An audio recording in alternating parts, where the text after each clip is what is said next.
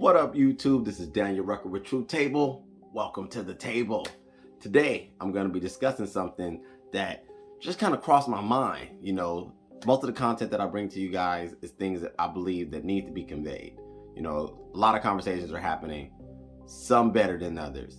But one of the topics that I do need to discuss with you guys, which I'm going to dive into today, is manhood. So this one is particularly for my fellas. Ladies, feel free to go ahead and chime in as well, because you may just learn some things from a male perspective on how this thing called manhood should be lived out, how it should look, And I'm going to touch on very brief things. I kind of feel like I'm going to have to expound upon this. This may be somewhat of a little serious, but we're just going to flow. We're just going to get with it. But before I get started, before I get in here and do what I do, y'all know I get in this kitchen, I get cooking. That's what I do. That's what we do over here at the table. Go ahead and hit the like button. Go ahead and subscribe. For those new subscribers who have joined the True Table family, I appreciate you. Thank you so much for your support. You made a good decision, and I'm here for you guys. So without further ado, manhood. What is it all about? Well, I'll give you a few things that it's about. It's messy. It's tough. Being a man is probably one of the most difficult things you will do. However, gentlemen, the reason why I believe that this topic is relative and important on so many levels, because so many men are still kind of wandering through life trying to figure out what it is all about, what it's supposed to feel like, what is it supposed to look like. Am I a sports guy? Am I not a sports guy? Am I a physical guy? Am I more of an artistic guy? Am I communicative guy? Forgive me for fumbling over my words. Am I a guy who likes to communicate? Am I someone who's a little bit more introverted? And all of these things can be present in each one of us. The problem, though, is what I see is that sometimes we're battling this thing called the media machine. We're battling the image that they say, men, we're supposed to be. A lot of times when you look at the storylines, when you look at, media, when you look at, how narratives are created, it's oftentimes that men have very few categories to belong in. And why do I see that as an issue? I see that as an issue because, the one thing that they allow for the female of the species to do is they allow for free expression. They allow a lot of times for women to kind of journey through finding themselves, right? And when it comes to a man, we seem to somehow, some way be kind of found already, or for lack of a better term, told how it's supposed to look. Now, my particular broadcast is not to tell you what it's supposed to look like from an authoritative perspective. My broadcast is to kind of more so convey that as a man myself, and someone who I believe is not as traditional per se, I'm not the type of man that cares about sports. I'm not the type of dude that picked up a lot of bad habits along the way. I'm not the type of guy who they would say is a man's man, whatever that means, right? But I am the type of man that understood at a very early age that the way I thought and the way that I viewed life and the way that I decided to choose how I was going to feel, or choose how I was going to think, or choose how I was going to handle a situation was going to make the difference for my life. And that is what I want to share with you guys today, from man to other men. That being a man is more about choosing, making choice, deciding what you're going to do, deciding what you're not going to do, creating boundaries, knowing yourself, creating disciplines. You as a man are supposed to be in a constant state of testing your limits. You are supposed to be in a state to where when you assess yourself, because self-assessment, self-reflection and looking at one's core being is a part of the journey. A lot of times as men, we're often watered down to just bare bones basics. Now, I do say men are very simple. I agree. I believe we are simple. And in simplicity, there's a lot of beauty. There's a lot of structure. There's a lot of fortitude. There's a lot of gifting. There's a lot that can be done out of something that is simple. However, I think that at the same time, we have very few boxes.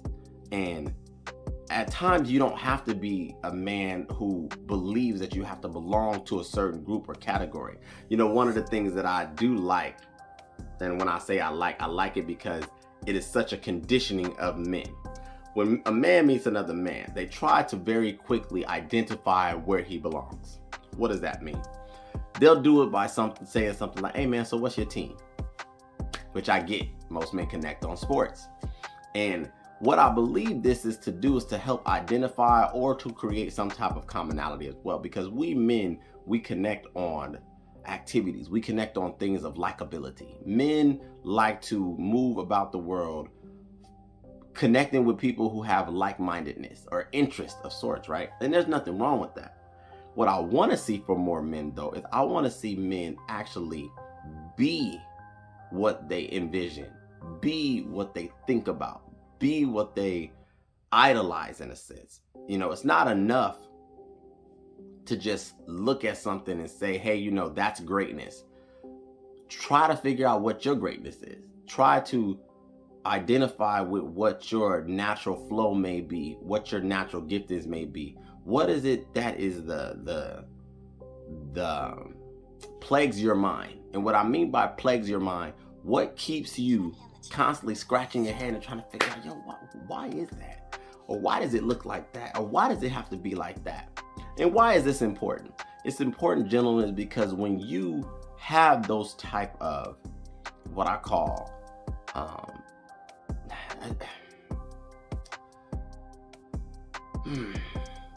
gripes, that's what I'll call it. There usually is something behind that. See, you were birthed with something that was designed to come out of you, because everybody has a different gripe. Every man has something that for him, he obsesses about. For him, he has a certain annoyance or irritation or curiosity or a combination of all those things that until he figures it out, he's going to dig and he's going to, cultivate, and he's going to hunt and he's going to search.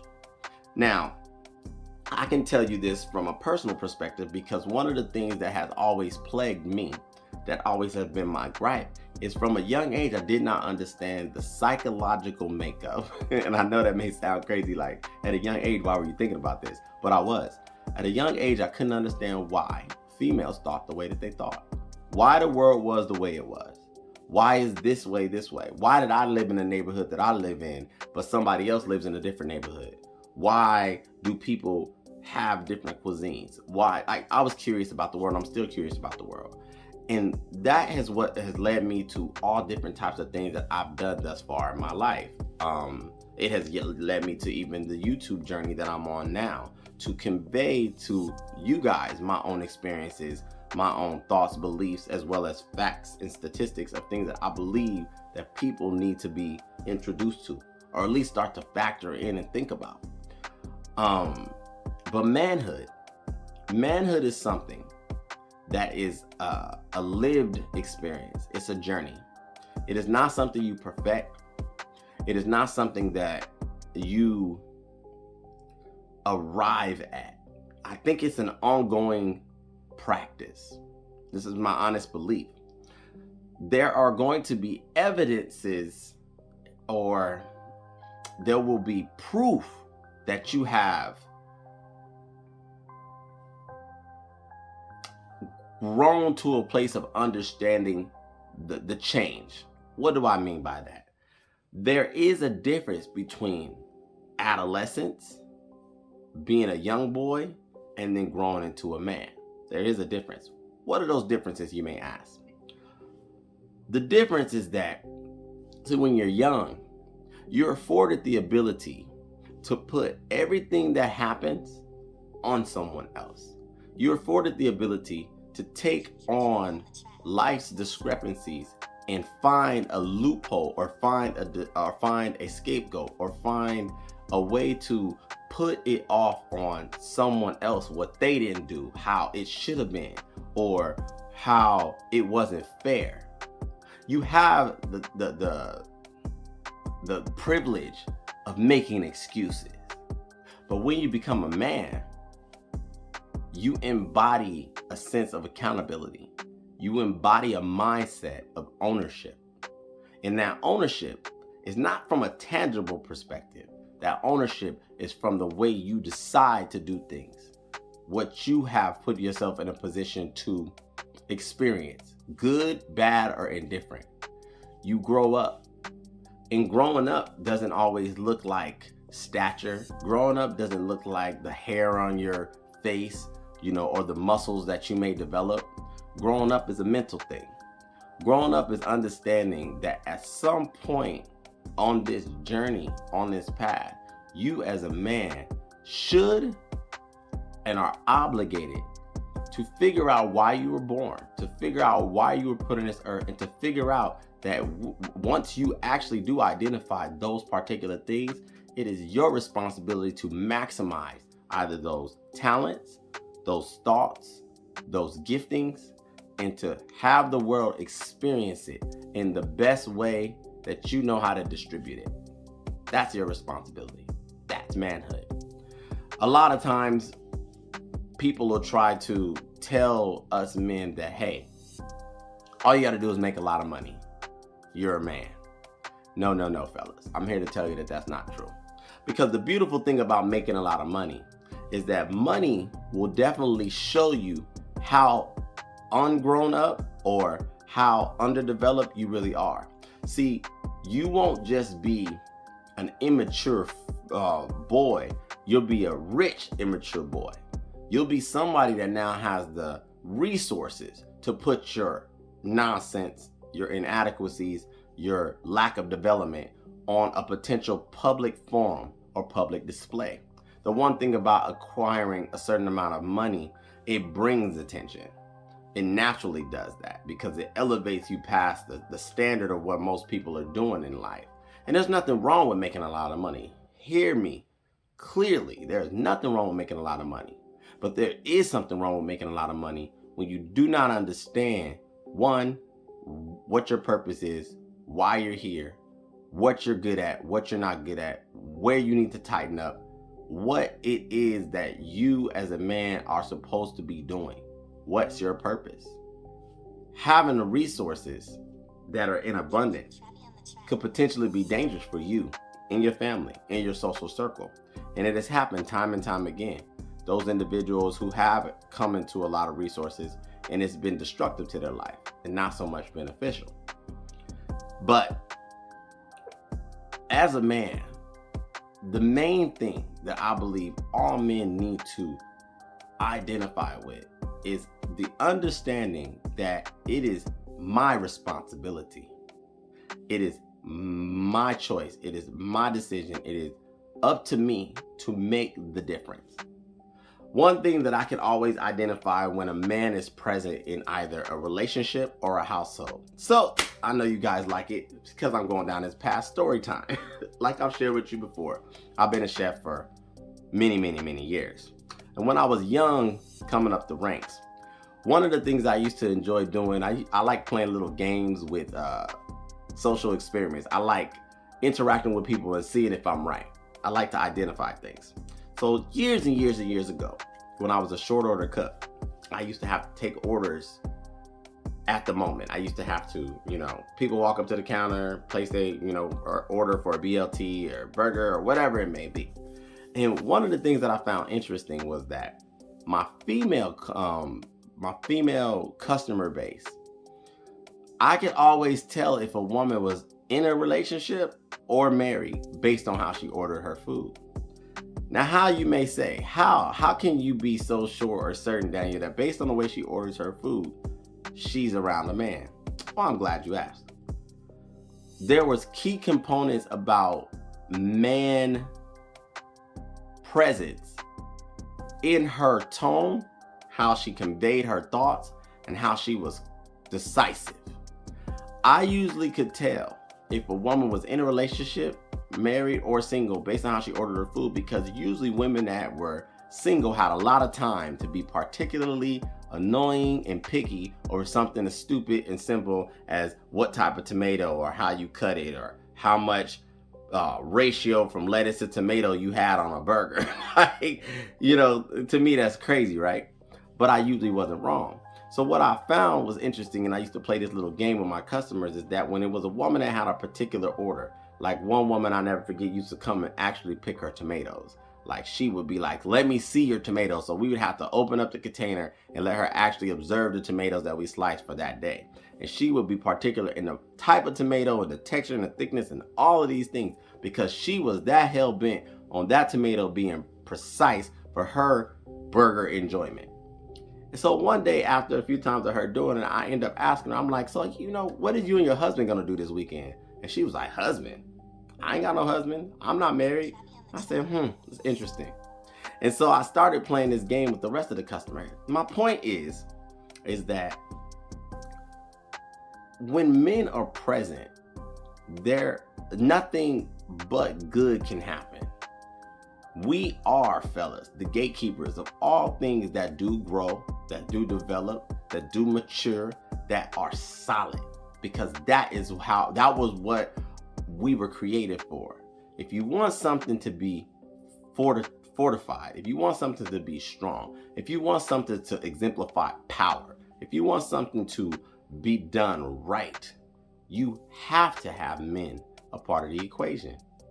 And I want for most, if not all men, to buy into this agenda and understand their true greatness and stop cowering behind what society is telling you it's supposed to look like, or trying to narrow and water you down to something as simple as just your paycheck. Earning money is a huge part of living, but it is not the only thing we as men are good at or capable of or destined to do. There's more to it, fellas. And what I want is for men to understand their true purpose. When you understand your true purpose and you understand your gifting, your talent, your ability, my friends, you're a dangerous man. Any man that taps into the understanding and the certainty of knowing who he is, he can't be stopped. So that is what I want to talk about today. I just want to share with you guys just some thoughts I was having. My channel was centered around all things that are developmental, thought-provoking, relationships, and life as a whole. But I always want to speak and leave you guys with something to think about, something to take back and be able to be like, and start asking yourself the right questions, because I'm really interested in you guys being winners in your everyday life. So this is Daniel Rucker with True Table, signing out. Until next time, thank you guys for hanging out with me for the time being. For all my, new subscribers, like I said earlier on in the video, I appreciate you. Continue to share the content. If you haven't already done so, go ahead and hit the like button. I so appreciate it. And I'll be coming to you guys with another video very soon. Thank you.